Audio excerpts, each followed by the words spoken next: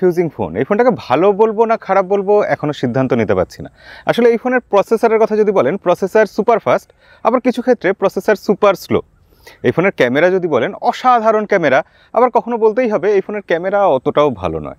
এই ফোনের ব্যাটারির কথাতে যদি আমরা আসি, 5000 mAh ব্যাটারি, অথচ ব্যাটারি ব্যাকআপ অতটা ভালো নয়। আবার কখনো মনে হচ্ছে ব্যাটারি ব্যাকআপ অসাধারণ। কেন এরকম কনফিউশন? আজকের ভিডিওতে সব কিছু বলবো। গুগল পিক্সেল 6 প্রো, এই ফোনটার ব্যাপারে আপনারা অনেক কিছু জানেন, অনেক কিছু বুঝেছেন। স্পেসিফিকেশনস নিয়ে সময় নষ্ট করে লাভ নেই, কারণ আমরা 2 সপ্তাহ ধরে এই ফোনটা ব্যবহার করছি। তো এক্সপিরিয়েন্স শেয়ার করবো আপনার সাথে।